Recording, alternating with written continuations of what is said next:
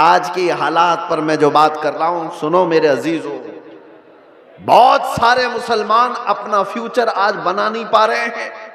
इनको पता ही नहीं है किसके साथ जाना है और किसका साथ देना है। हालात ऐसे हैं कि किसी और मुसलमान को गिराने के लिए एक मुसलमान किसी काफिर और मुशरिक की मदद पर भी राजी हो जाता है। यही मैं बता रहा हूं कि कभी तुम्हें कोई कौम मगलूब नहीं कर सकती जब तक कि तुम्हारे अंदर के गद्दार तुम्हें मगलूब ना करें। जब तक हमारे दरमियान मौजूद जमात के मुनाफिकीन हमारे खिलाफ ना खड़े हों, तब तक कोई कौम हमें डायरेक्ट नहीं गिरा सकती। अभी 1 महीने पहले की बात मैं बताऊं, और सीनियर ऑफिसर ने मुझसे कहा कि मौलाना आप डरते क्यों हैं? आपकी कौम को कोई भी हरा नहीं सकता, ये हम जानते हैं। ये मैं सुनता था पहले, लेकिन डायरेक्ट सुना, आपकी कौम को कोई कुछ नहीं कर सकता। आपकी कौम ही आपकी कौम को बर्बाद करती है, बाकी कोई नहीं कर सकता। आज भी दूसरों को इस बात का यकीन है कि हमें कोई भी गलबा हासिल करके गिरा नहीं पाता जब तक कि हमारा अंदर का मुनाफिक उसका साथ नहीं देता।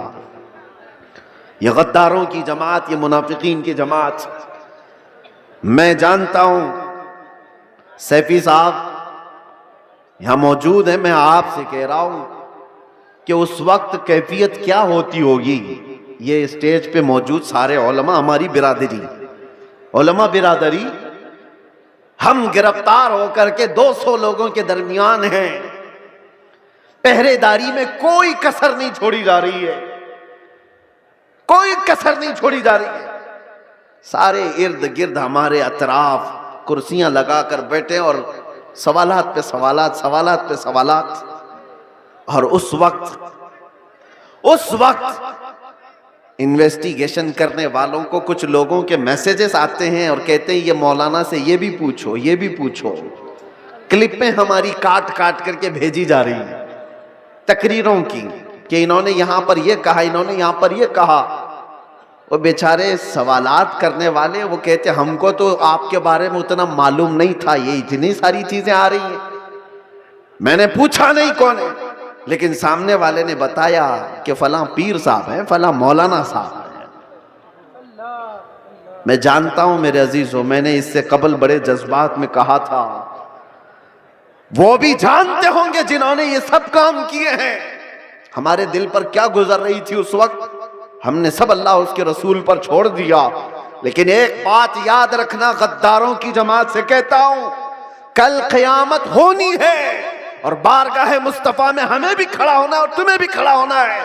देखा जाएगा कि तुम किसके साथ खड़े होते और हम किसके साथ खड़े होते। देखा जाएगा तुमने किसी एक आलिम को सिर्फ और सिर्फ नामूस रिसालत की बुनियाद पर सजा को तवील करने के लिए, साथ देने के लिए जासूसियों का माहौल बनाया था। कयामत तो होनी है, मौत तो आनी है, कब्र में भी जाना है। ये मत समझ लेना कि सब कुछ यहां पर है। चंद पैसों के लिए जो लोग अपना दीन बेचते थे, कुरान ने उनकी वईद में क्या क्या बयान फरमाया। ये वो लोग हैं जो यहूदी उलमा थे, यही तो किया करते थे। मालदारों को खुश रखने के लिए वो दीन का निजाम बदल दिया करते थे। अब देखना, जैसे जैसे ये सख्ता पावर में आज लोग हैं, हुकूमत में जो लोग हैं, मजबूत से मजबूत होते जाएंगे तो तूफान आएगा बहुत सारों के अंदर। कितने तो इधर से उधर निकलने लग जाएंगे कि भाई जिसकी लाठी उसकी भैंस, हमें भी उनकी बोली बोलनी पड़ेगी, हम भी उनके शाना बशाना रहेंगे तो कुछ हमारे भी काम हो जाएंगे। देखना और चंद दिनों के बाद वो चाहे उलमा दिखने वाली जमात में से लोग हों या नेता बनने वाले लोग हों, ये सब वो चाटुगिरी करने वाले लोग इन तूफानों में अब किसके किसके साथ जाने लगेंगे और कौम की दलाली करने लगेंगे। देखना आप चंद दिनों के बाद। और ऐ कौम के गयूर नौजवानों, मोहब्बत मुस्तफा पर और नामूसे मुस्तफा पर तुमने जज्बात में आकर के जो नारे लगाए, इनका पास व लिहाज रखना। चाहे पूरी जमात के बड़े बड़े लोग किसी ऐसी जमात के साथ चले जाएं जो मेरे मुस्तफा के दुश्मन हैं, उन्हें मत देखो, उनकी दौलत ना देखो, उनकी सियासत ना देखो, उनके ऊंचे मर्तबे ना देखो, मैं गरीब ही सही, मेरे दामन में मेरे मुस्तफा की मोहब्बत काफी है। इस पर कायम रहना। तुम्हारे घर छप्पर के हैं, तुम्हारे इलाके बाढ़ से डूब जाते हैं, बहुत सारे मामलात हैं, इस पर राजी रहना, लेकिन ईमान का सौदा कभी ना करना, नामूस है मुस्तफा का सौदा कभी होने नहीं देना। ऐसों की जमात से अपने आप को बचाए रखो जो दीन का सौदा करते हैं। मेरे अजीजों, एक बात मैं कह रहा था, मौलाना अभी जो चंदा कर रहे थे एक मस्जिद ही के लिए, लोग मजाक उड़ाते हैं हमारा, सुन्नियों के जलसे देखो चंदे कर रहे होते हैं। अरे भाई करेंगे ही ना, हमारे पास सऊदी रियाल थोड़ी ना आते, हम तो गरीबों से ही बना रहे हैं जो कुछ भी बना रहे हैं। हमारे पास कौन सी हुकूमत है? ना सऊदी है, ना कतर है, ना कुवैत है, कुछ नहीं है। हो सकता है तुम्हारे पास डॉलर भी आते हो, रियाल भी आते हो, पाउंड भी आते हो, तुम्हारे आकाओं से सब आता होगा। ये गरीबों की बस्ती में जो आता है इनकी मेहनत मजदूरी की कमाई से ही आता, और इसीलिए रियालों पर पलने वालों से डर कौम को, दुनिया को नहीं है, इन गरीबों की बस्तियों से लोगों को डर है कि इनकलाब पैसे के लालचियों से नहीं आता, ये ईमान पर जिंदा रहने वाली गरीब कौम से इनकलाब आता है। गुरबा से दुनिया डरती है। आपको पता है कैसर और किसरा की ताकत का अंदाजा लगा सकते हो? कैसर कहते थे रोम के बादशाह को, किसरा कहते थे ईरान के बादशाह को। ये उस जमाने की बात कर रहा हूं जब तकरीबन पूरी दुनिया में दो बड़े सुपर पावर हुकूमतें थीं। Super power, Persian empire, Roman empire. Roman empire कैसर, पर्शियन एम्पायर किसरा। ये मेरे मुस्तफा करीम सल्लल्लाहु ताला अलैहि वसल्लम के जमाने की बात कर रहा हूं। और जब हुजूर पाक के जमाने से थोड़ा सा जमाना आ गया, सिद्दीक अकबर का, फारूक आजम का, मदीने से ये सहाबा की जमातें निकली थी और ये बात कर रहे थे कैसर और किसरा से मुकाबले की। सोचो, सीमांचल के गरीब लोग, बस्तियों में रहने वाले जिनके यहां पक्की सड़क भी ना हो, और वो गांव के रहने वाले अगर ये कहे हम अमेरिका से लड़ने वाले हैं, रशिया से लड़ने वाले हैं, तो दुनिया मजाक ही तो करेगी। दुनिया क्या कहेगी? अरे तुम्हारे छप्पर के घर हैं और तुम बात कर रहे हो सुपर पावर से लड़ने की। बिला तशबी बिला तमसील, सहाबा इकराम जिस वक्त ये बात कर रहे थे कि कैसर और किसरा को भी हम फतह कर लेंगे, रोम और ईरान को भी फतह कर लेंगे, मक्का वाले ठट्टा मार करके हंसते थे। जिनके पांवों में चप्पल नहीं, जिनके कपड़ों पे पैबंद लगे रहते हैं, जो 10 लोग एक खजूर पर पूरा दिन गुजारते हैं, ये वो मोहम्मद अरबी के गुलाम है। रोम और ईरान फतह करने की बात कर रहे हैं। मजाक उड़ाया जाता था, लेकिन तारीख की सच्चाइयां बताती हैं वो मजाक करने वाले देखते रह गए, देखते रह गए। सहाबा की जमात, वो फाका कशी पर रहने वाले, एक पैबंद लगा जुब्बा पहनने वाले, बगैर चप्पल के कई कई लंबे मील तक सफर करने वाले सहाबा जब निकले थे तो कैसर और किसरा को घुटने टेकने पर मजबूर कर दिया था। उमर फारूक रदी अल्लाह ताला अन्हु के जमाने में वो वक्त आया था कि जब किसरा की हुकूमत भी तहोबाला हो गई, कैसर की तमाम सल्तनत की रानाइयां खत्म हो गई और फिर परचम इस्लाम लहराया था। तो आज तक ईरान पर जो इस्लामी हुकूमत का गलगला है आज तक मौजूद है। मैं आपसे कहता हूं कि दुनिया ने हमेशा ये देखा है मोहम्मद अरबी सल्लल्लाहु ताला अलैहि वसल्लम के गुलामों में इनको कमजोर देखा गया है, इनको गरीब देखा गया है, फटे पुराने कपड़ों में देखा गया है, उलझे बालों में देखा गया है। लेकिन जब इस कौम को जलाल आता है तो बड़ी बड़ी हुकूमतों के तख्ते पलट जाते हैं। इसी को इकबाल ने कहा था, इसी को इकबाल ने कहा था, निकल करके सहरा से जिसने उलट दिया था तख्ते रोमा को, सुना है कुदसियों से मैंने कि वो शेर फिर होशियार होगा। सुना है कुदसियों से मैंने कि वो शेर फिर होशियार होगा। ऐ सुन्नियों, घबराने की जरूरत नहीं, मायूस होने की जरूरत नहीं, अपने आमाल बदलने की जरूरत है। अपने अखलाक बदलने की जरूरत है, ईमान की मजबूती लाने की जरूरत है। हमारे पास बचा क्या है? अभी जो चीज बची है वो मोहब्बत मुस्तफा, नबी करीम सल्लल्लाहु ताला अलैहि वसल्लम पर मर मिटने वाली जो कैफियत है, ये दुनिया की सबसे अजीम दौलत अल्लाह ने तुम्हें अता की, इसको बचाए रखो। ये भी अगर खत्म हो गई तो चलती फिरती लाशें हैं और कुछ भी नहीं बचा।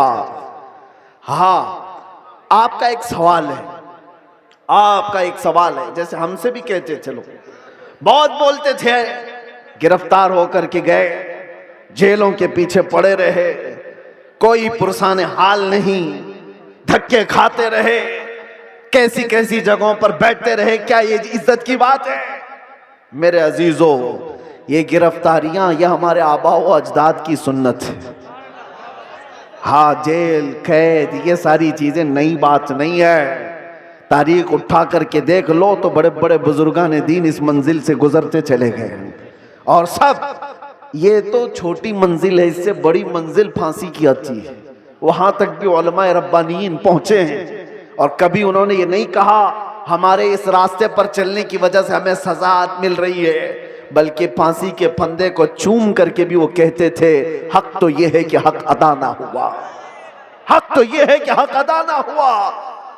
हमारे असलाफ किराम में आपको पता है, इमाम अहमद बिन हम्बल को 300 कोड़े मारे गए थे हक बात के लिए। और आपको पता है हजरत इमाम मूसा काजिम, इमाम जाफर सादिक के बेटे हैं, अहले बैत के बड़े इमाम हैं। 7 साल तक एक खलीफा ने आपको ऐसी जेल में रखा कि आपने सूरज नहीं देखा था। 7 साल, फिर जहर दे करके कैद खाने में ही मार दिया गया। इमाम मोहम्मद बिन हसन अस्करी 20 साल तक जेल की जिंदगी गुजार रहे। हजरत अहमद फारूकी सरहिंदी मुजद्दिद अल्फसानी 8 साल तक ग्वालियर की जेल में बंद रहे। अल्लामा किफायत अली काफी, इनायत अहमद काकोरवी, फजले हक खैराबादी, ये वो उलमाए रब्बानीन हैं जो अपने हक बयानी की बुनियाद पर जेल की सजाएं काटते रहे। लेकिन ये बात इसलिए मैं कह रहा हूं, जेल की सजाएं काटने के बाद न दीन पर कुछ फर्क आया, न ईमान पर कुछ फर्क आया, इसलिए कि हमारा मानना यह है इस्लाम जिंदा होता है हर करबला के बाद। इस्लाम जिंदा होता है हर करबला के बाद। कुर्बानियां अगर देने का वक्त आए तो कुर्बानियां दोगे या नहीं दोगे? हुजूर पाक सल्लल्लाहु ताला अलैहि वसल्लम के नाम पर आजमाइशें आएंगी तो उन आजमाइशों के लिए तैयार रहोगे कि नहीं रहोगे?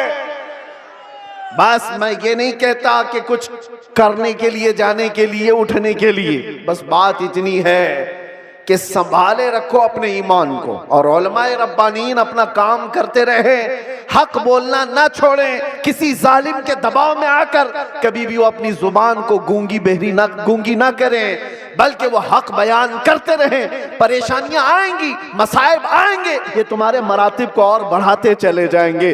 किसी सेठ की चापलूसी में हक बयानी से आप दूर ना भागें, इसलिए कि सेठ न तुम्हें रिस्क देता है, न तुम्हें हयात देता है। अल्लाह रब्बुल इज्जत रज़्ज़ाक़ हकीकी है, वही हयात व ममात का मालिक है। उलमाए रब्बानीन को भी ये चाहिए कि हालात ज़माना को देखें जरूर, लेकिन हक बात से आप अपनी जुबान को न रोकें, इसको चलते रहने दें। अल्लाह की गैब से मदद होगी और कौम के अंदर ईमान जिंदा रहेगा, कौम के अंदर बेदारी बाकी रहेगी। और अगर ये चुप हो गए तो कौम का एक बड़ा हिस्सा बुज़दिल बन जाएगा, कौम का एक बड़ा हिस्सा बुज़दिली का शिकार हो जाएगा। चंद उलमाए रब्बानीन ही सही, इन्हें चाहिए कि वो अपनी कुर्बानियों के लिए तैयार रहें। हमने रोटियां बहुत खाई हैं हुजूर के नाम पर, जलसे बहुत कर लिए हैं। लोग उलमा को आज जो नवाजते हैं, चाहे वो एक नजराने का छोटा सा लिफाफा ही क्यों ना हो, ये ना समझें कि आपकी टोपी दाढ़ी की वजह से, बल्कि मुस्तफा करीम की निस्बत की वजह से। सारी कौम आपको नाइबे रसूल समझती है, हुजूर के नाम पर हमें मिल रहा है, खा रहे हैं। आप नीचे बैठे, हम ऊपर बैठे हैं, ये ऊपर बैठना भी मेरे हुजूर की निस्बत की वजह से। ये मिंबर उलमा को जो दिया जाता है इसलिए कि नबी पाक के नायब है, और जब हुजूर पाक की बात आए तो आए काए ना किया करें। उलमा को चाहिए कि वो अपना हक अदा करें। अपना हक अदा करें। और हमने देखा है चंद वो लोग मसलहत और हिकमत की बात करते हुए हमें डराते हैं। मेरे अजीजों, मसलहत अपनी जगह पर, हिकमत अपनी जगह पर। क्या इमाम हुसैन को मसलहत नहीं मालूम थी? करबला में जाने के वक्त उनको हिकमतें नहीं मालूम थी जो 72 लोग अपने खानदान के लेकर शहीद हो गए? दीन पर कभी ऐसे मामलात आए तो मेरे अजीजों, उलमा का सबसे पहला ये नंबर है कि कौम, आप एक कदम बढ़ाते हैं तो ये 100 कदम आगे बढ़ने को तैयार है। आपको सिर्फ एक जुबान कहने की देर है। कौम तो बेचारी बेपनाह मोहब्बतों के साथ जान देने के लिए भी कुर्बान है। मैं अक्सर एक बात कहा करता हूं, आज से 4 साल पहले मैंने दिल्ली में उस पाखंडी को जो मुबाहले का चैलेंज किया था, और आपको पता है हमारा ऐलान पूरी दुनिया भर में फैला था कि हम आग में कूदने जा रहे हैं।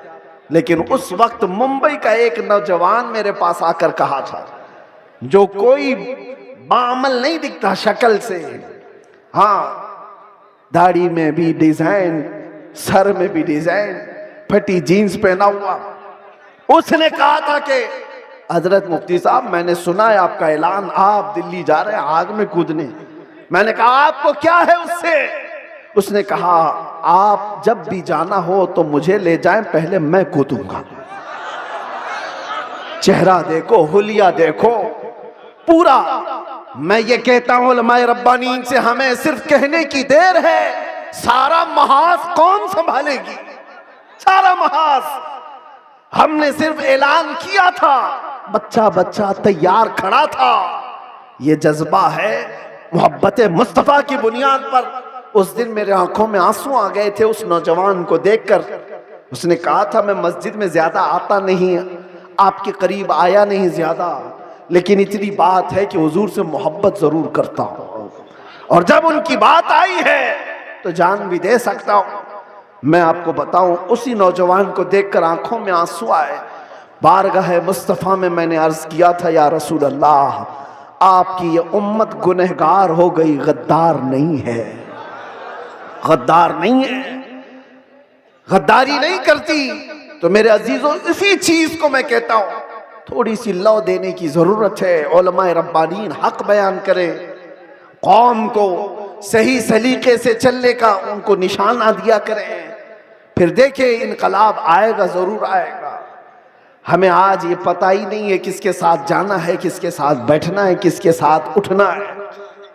जो देखा उसकी तरफ चल पड़े, ऐसा नहीं होता। उम्मत मुस्तफा, तुम खैर उम्मत हो, हर कोई तुम्हारा आइडियल नहीं बन सकता, हर कोई तुम्हारा रोल मॉडल नहीं बन सकता।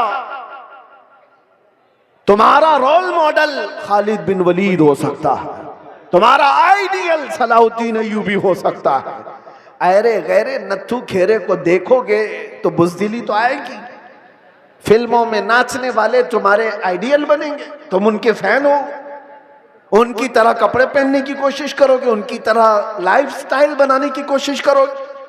याद रखो, वो जहन्नम में जाएंगे तो साथ तुम्हें भी लेकर जाएंगे।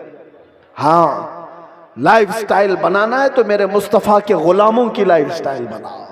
वो सहाबा रिदवानुल्लाहि ताला अलैहिम अजमाइन जो दुनिया के सबसे अच्छे इंसान थे इस रूए जमीन पर, वो हमारे रोल मॉडल है, वो हमारे लिए आइडियल है। कौम को ये मैं कहता हूं, सहाबा को पढ़ो, उनकी सीरत पढ़ो।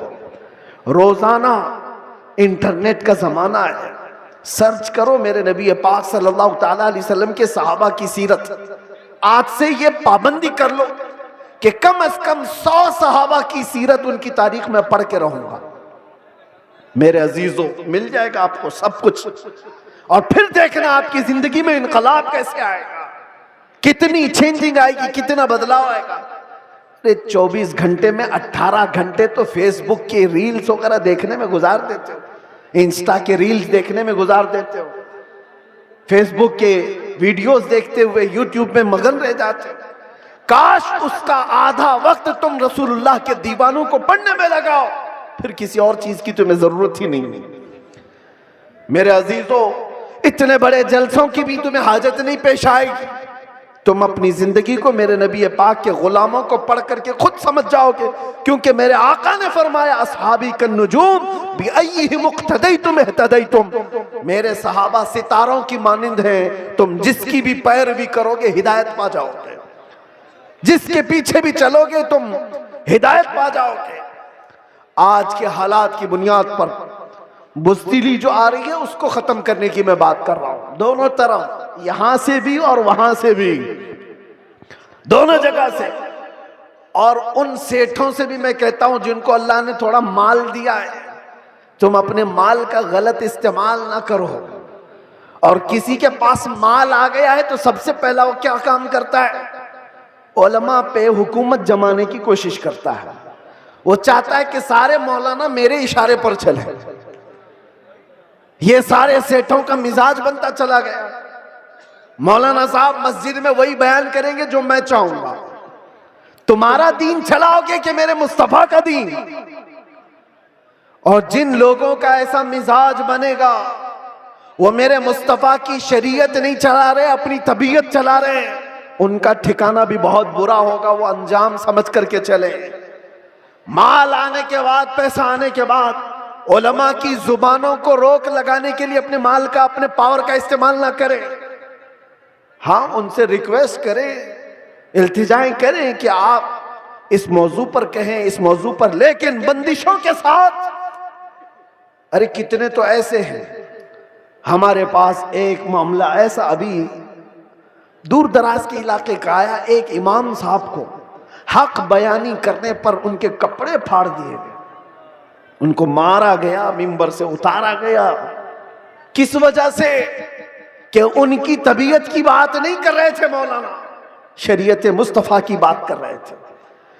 तुम सूद खाते रहोगे और उलमा नहीं बयान करेंगे, शराब पीते रहोगे उलमा नहीं बयान करेंगे, चोरी करते रहोगे उलमा नहीं बयान करेंगे। अगर तुम्हें तुम्हारी बुराइयों के बारे में बताने से बुरा लगता है तो डॉक्टर के पास भी मत जाना।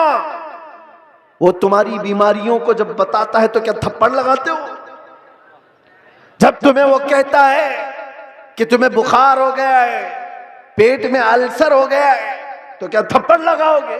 गिड़गिड़ाने लग जाओगे, डॉक्टर साहब इलाज कर दो, जल्दी से अल्सर निकाल दो।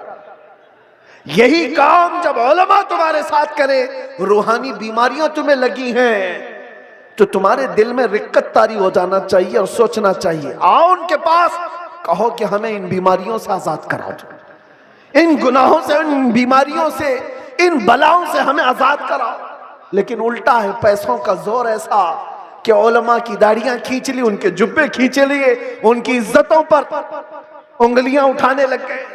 ये मिजाज बदलो मेरे अजीजों।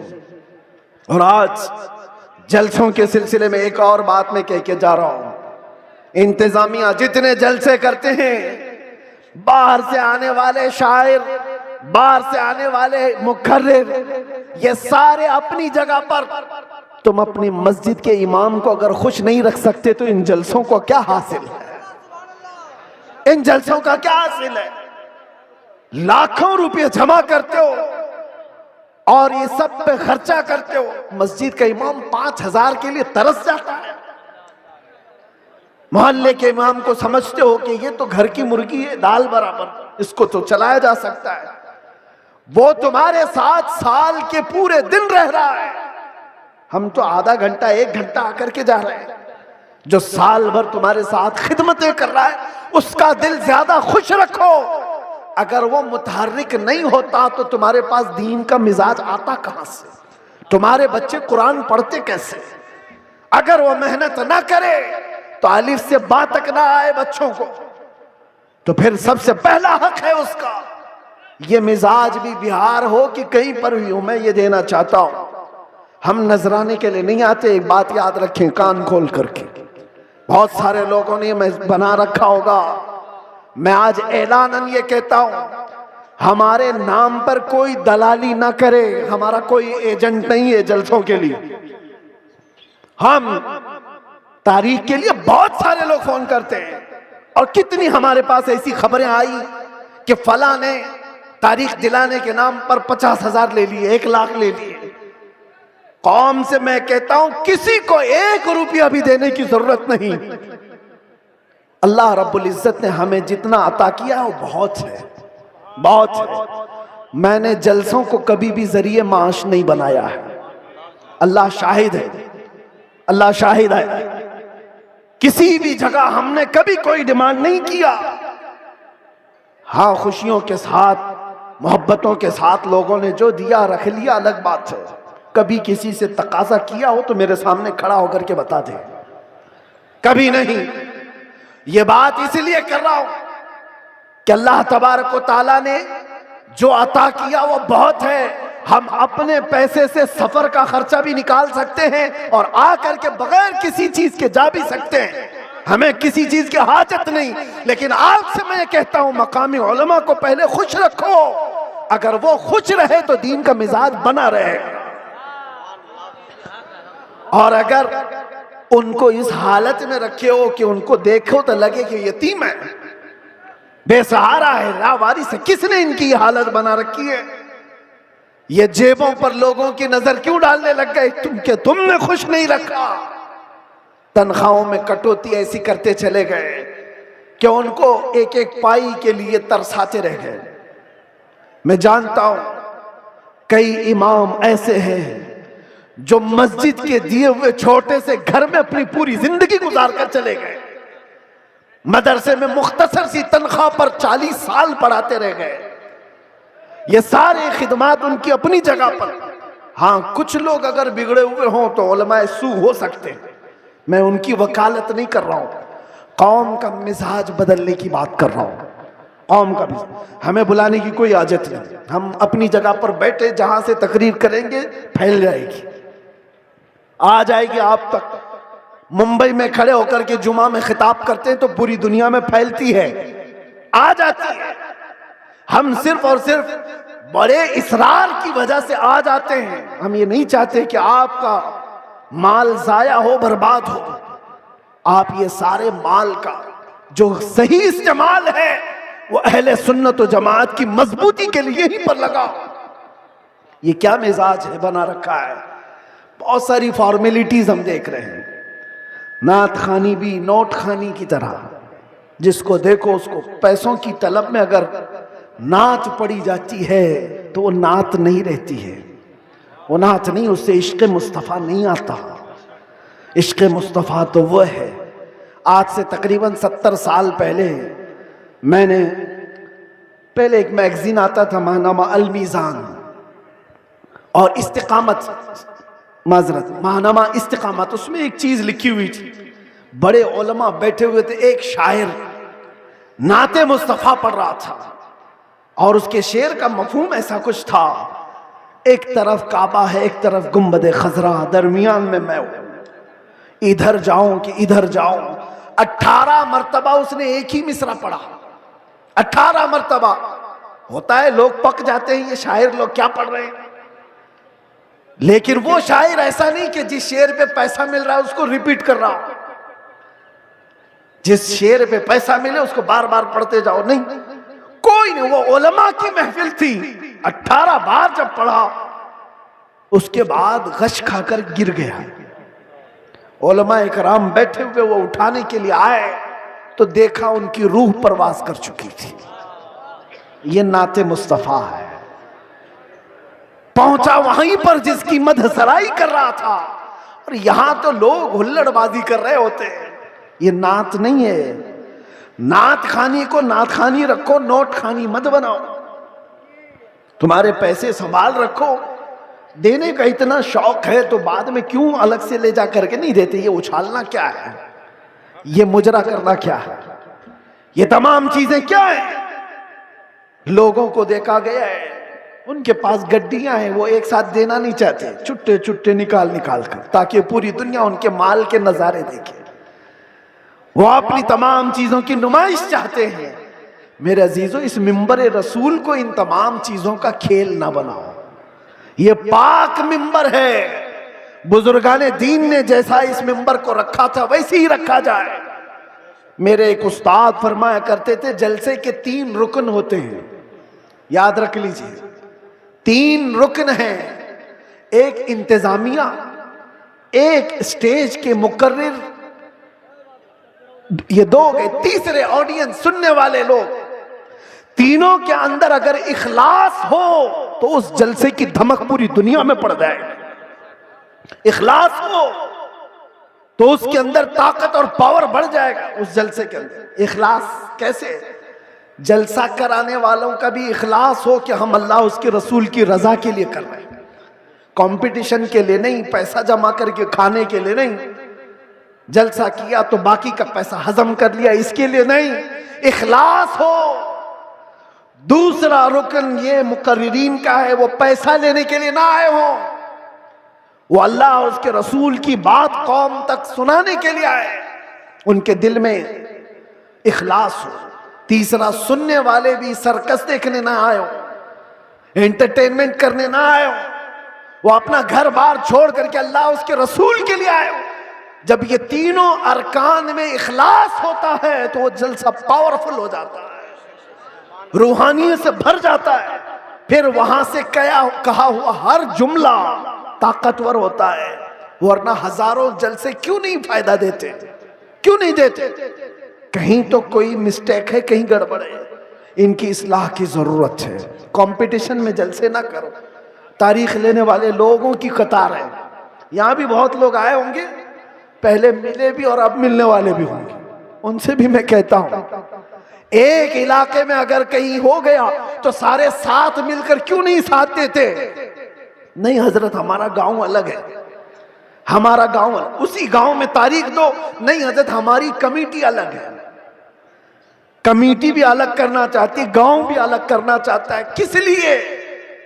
मेरे अजीजों, इखलास पैदा करो। ये दीनी काम दिखावे के लिए नहीं होते, ये दीनी काम इखलास के लिए, अल्लाह के रसूल की इस शरीयत ताहिरा की हिफाजत के लिए। बहरहाल मैंने जो कुछ भी कहा आप लोगों के मिजाज से हट करके कहा, हो सकता है कड़वी लग जाए बात, लेकिन बीमारियों की दवा कड़वी होती है, बुखार की गोली कड़वी होती है, निगल जाओ तो फायदा है, उगल जाओ तो बुखार बढ़ता जाएगा। इसलिए उलमाए रब्बानीन, जलसे के मुंतजिमीन और अवामुन्नास सब के लिए मैंने ये बात कही है। अल्लाह ताला सबसे पहले इन सब बातों पर मुझे अमल की तौफीक अता फरमाए और सारी कौम को अमल की तौफीक अता फरमाए। मेरे अजीज़ों, आखिर में आओ मैं अपनी गुफ्तगू समेटते हुए ये बात कहूँगा, अब इस दुनिया में हमारी बची हुई जिंदगी में कुछ भी नहीं रहने वाला, सब चीजें छिन जाएंगी, एक चीज बाकी रहेगी, वो कब्र तक भी रहेगी और हश्र में भी रहेगी। वो चीज है जिसको मैंने कहा जान है इश्क मुस्तफा, रोज फजू करे खुदा, जिसको हो दर्द का मजा नाजे दवा उठाए क्यों। नौजवानों, इस बात पर अपनी जिंदगी गुजारो, तुम्हारी अपने शौक नहीं चलेंगे, तुम्हारी अपनी ख्वाहिशात नहीं चलेंगी, तुम अपनी मर्जी से यहां पर नहीं जियोगे, इसलिए कि जिंदगी तुम्हारी अपनी नहीं है। जिंदगी ये नहीं किसी की किसी के लिए, जिंदगी है नबी की नबी के लिए। ना समझ मरते हैं जिंदगी के लिए, जीना मरना है सब कुछ नबी के लिए। सीमांचल के लोग सही ढंग से अपना घर नहीं बना पाते हैं, लकड़ियों के घर, छप्पर के घर, लेकिन मेरे मुस्तफ़ा के नाम पर आलीशान जलसा तो जरूर सजा लेते। इसमें कंप्रोमाइज नहीं किया जाता, इसमें कोई कंप्रोमाइज कहां ये जलसा और कहां छोटे छोटे घर, कोई मुताबकत नहीं लगती। और बहुत बड़े बड़े लोग ये सब नहीं करते, गरीबों के हिस्से में ही ये काम आया करता है। अल्लाह के नबी सल्लल्लाहु तआला अलैहि वसल्लम ने जब मक्का मुकर्रमा में तबलीग शुरू फरमाई थी तो गरीबों ने ही सबसे पहले इस्लाम कबूल किया था और गुरबत में ही इस्लाम फैलता रहा। आज भी मेरे अजीजों, बिहार में बहुत सारे इलाके हैं, लेकिन हम बहुत दूर बैठकर यहाँ के इलेक्शन की धमक भी सुनते थे तो सीमांचल की बात ज्यादा सुनते थे। उसकी वजह क्या है? बिहार में तो बहुत सारे इलाके हैं, बहुत सारे जिले हैं, इस इलाके का तज़किरा ज्यादा क्यों होता है? वजह यह है कि यहां पर वो कौम ज्यादा है जो लोगों की नजरों में चुभती ज्यादा है। और यही बात है कि दुनिया का हर दरिंदा हमारी तरफ देखता है और खूनखार नजरों से मिटाने की कोशिश भी करता है। और ये पहली बार नहीं, चंगेज इसके बड़े भी आए, हलाकू इससे बड़े भी आए, लेकिन वो इस दीन मतीन का कुछ बिगाड़ ना सके। आप भी ना घबराना, ये जलसे कोई ख़त्म नहीं कर सकता और ना ये नाम हमारे कभी ख़त्म किए जा सकते हैं। कुछ बात तो है कि मिटती नहीं हस्ती हमारी, कुछ बात तो है कि मिटती नहीं हस्ती हमारी। सदियों रहा है दुश्मन दौरे ज़मा हमारा, यूनान और मिस्र और रोमा सब मिट गए जहां से, बाकी मगर है अब तक नामो निशां हमारा। तौहीद की अमानत सीनों में है हमारे, आसान नहीं मिटाना नामो निशां हमारा। और फिर एक बात, बातिल से डरने वाले ए आसमां नहीं है हम, 100 बार कर चुका है तू इम्तिहान हमारा।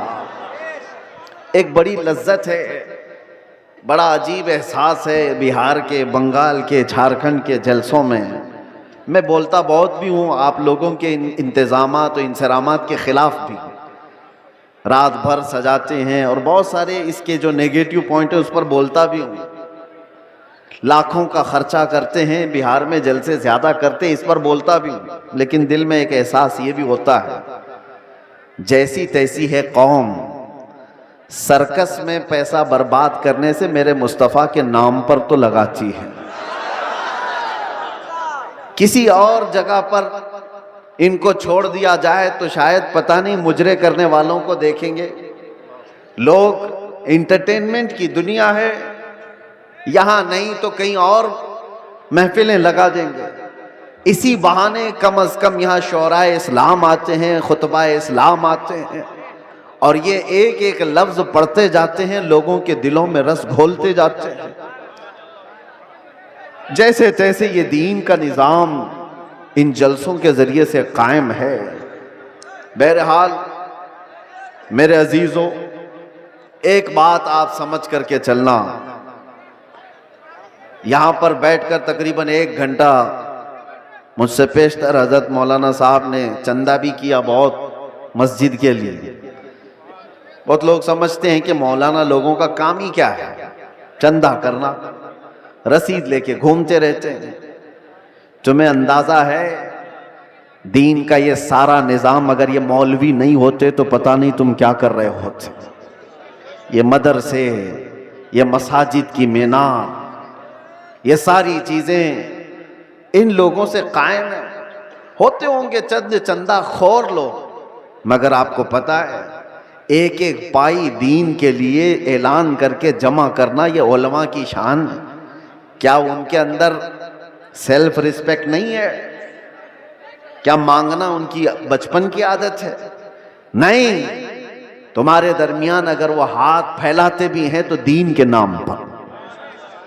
मेरे मुस्तफ़ा करीम सल्लल्लाहु ताला अलैहि वसल्लम की शरीयत ताहिरा की बका के लिए मुझे बात याद आती है। मेरे वालिद गिरामी फरमाया करते थे, अल जामियातुल अशरफिया मुबारकपुर आज हिंदुस्तान की एक ऐसी अजीम यूनिवर्सिटी का नाम है जिसके सामने ताजमहल की ऊंचाई भी फीकी पड़ती है।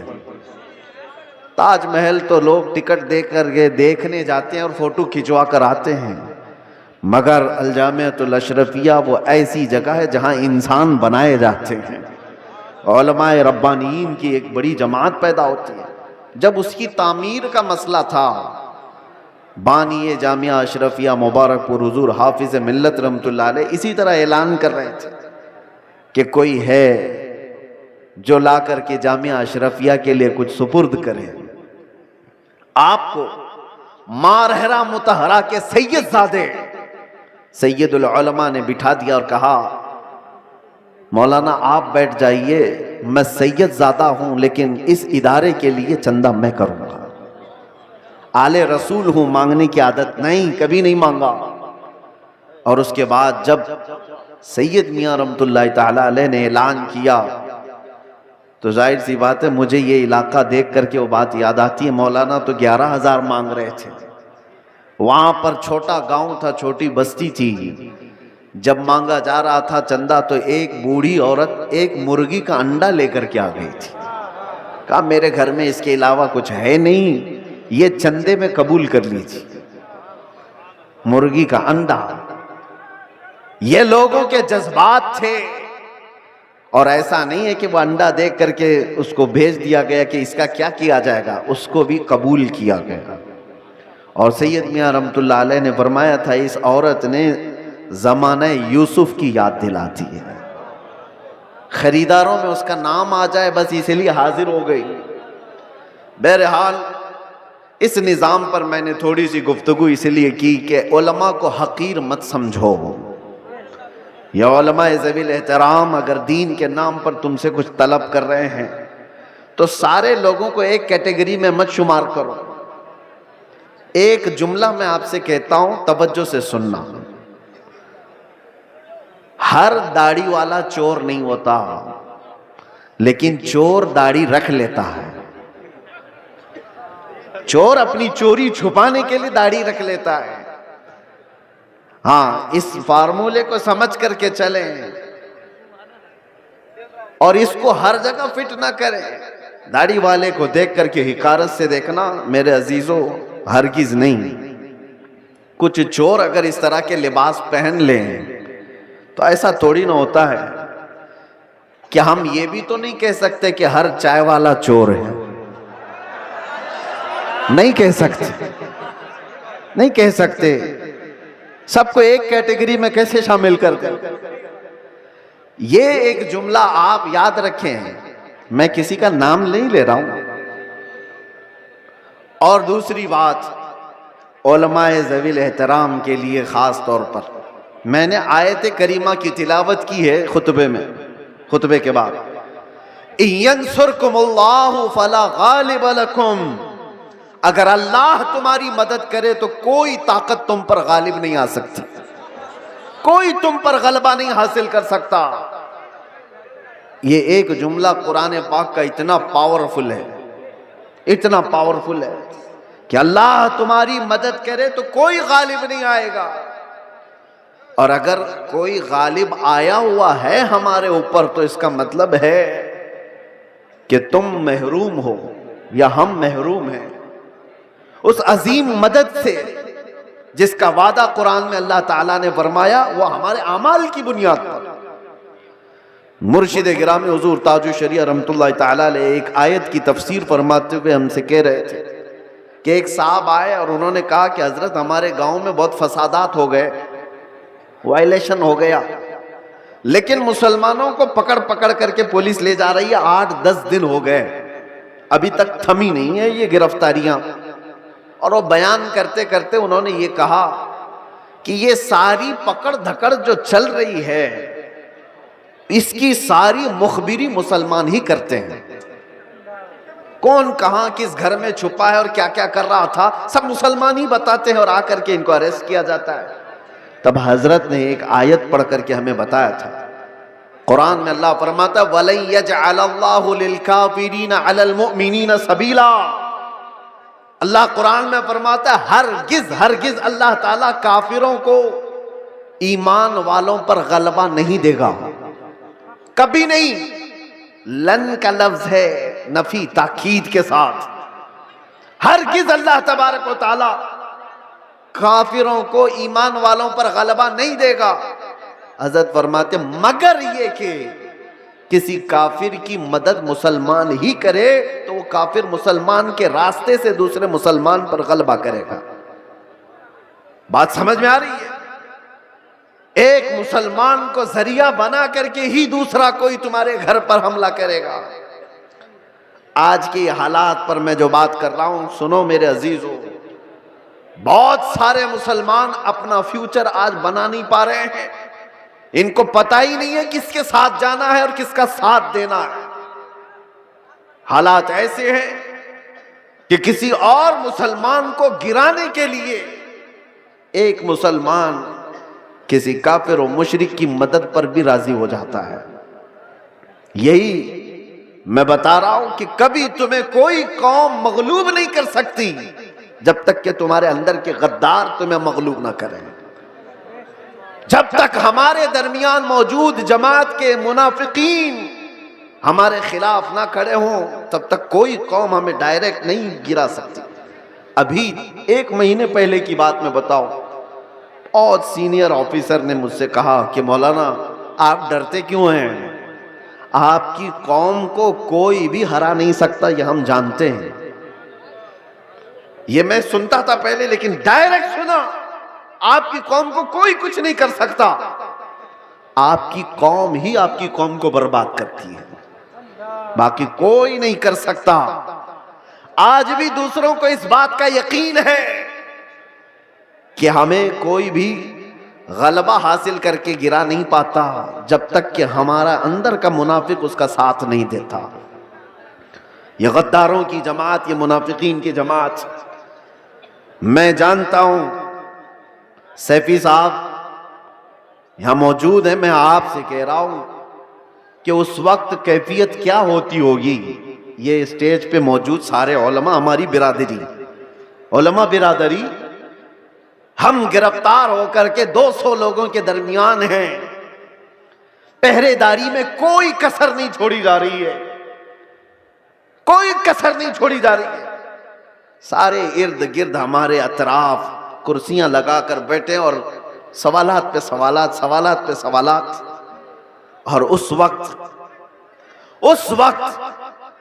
इन्वेस्टिगेशन करने वालों को कुछ लोगों के मैसेजेस आते हैं और कहते हैं ये मौलाना से ये भी पूछो, ये भी पूछो। क्लिपें हमारी काट काट करके भेजी जा रही हैं तकरीरों की कि इन्होंने यहां पर ये कहा, इन्होंने यहां पर ये कहा।